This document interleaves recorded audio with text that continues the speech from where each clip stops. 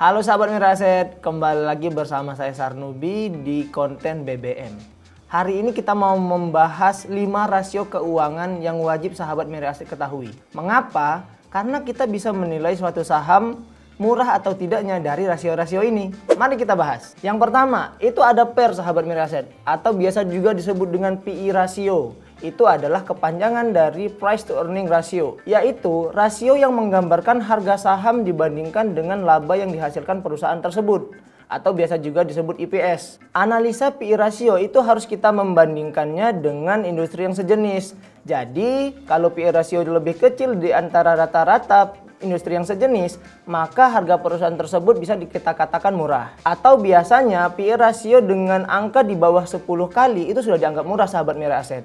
Analisa PI rasio suatu perusahaan dapat kita lakukan dengan cara membandingkan PI rasio dalam industri sejenis. Jadi jangan sampai kita membandingkan perusahaan yang tidak apple to apple. Jika PI rasio suatu emiten lebih kecil dibandingkan dengan emiten yang lainnya dalam sejenis, maka harga perusahaan tersebut bisa kita anggap murah. Atau biasanya jika PI rasio di bawah 10 itu sudah dianggap murah sahabat Miraset. Kedua, itu ada DER atau Debt to Equity Ratio. Rasio ini membandingkan hutang terhadap modal yang dimiliki perusahaan.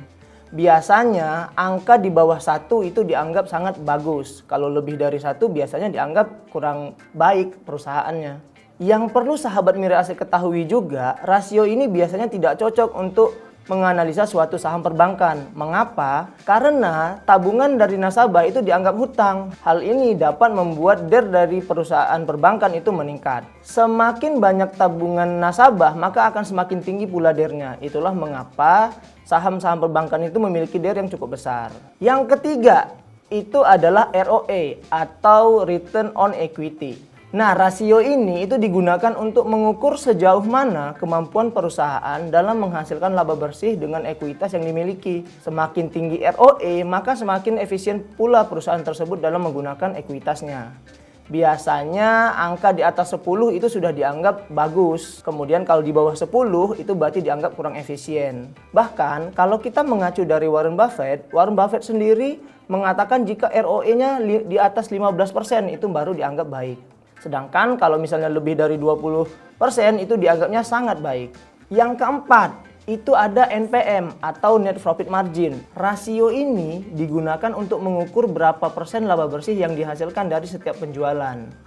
Ada yang mengatakan di atas 10% sudah bagus, ada juga yang mengatakan harus di atas 18%. Pada intinya, semakin besar NPM, maka semakin bagus pula untuk perusahaan tersebut. Yang penting jangan lupa kita harus membandingkannya dengan industri yang sejenis. Yang kelima, itu ada PBV atau Price to Book Value. Rasio ini sangat cocok untuk sahabat Miraset dalam menganalisa saham perbankan. Biasanya yang dikatakan murah itu jika PBV-nya di bawah 1.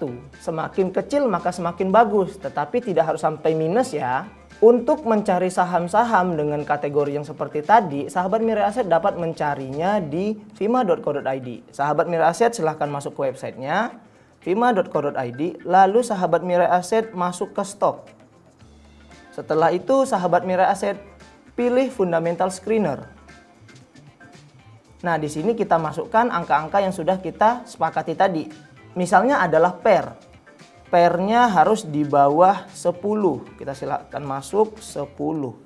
Kemudian PBV harus di bawah 1. Kita pilih di bawah 1. ROE kita anggap saja 10 sudah lebih baik, maka di atas 10. Selanjutnya kita pilih net profit. Di sini kita pilih di atas 10 juga.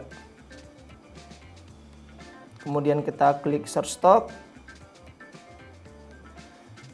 Nah, inilah saham-saham yang masuk ke dalam screener kita, tetapi harus sahabat Miraset pilih terlebih dahulu lagi ya. Jadi lebih dicermati lagi perusahaan-perusahaan tersebut. Mungkin itu saja sahabat Miraset untuk konten BBM kita kali ini. Sampai jumpa di konten BBM selanjutnya. Saatnya jadi mapan dan happy cuan!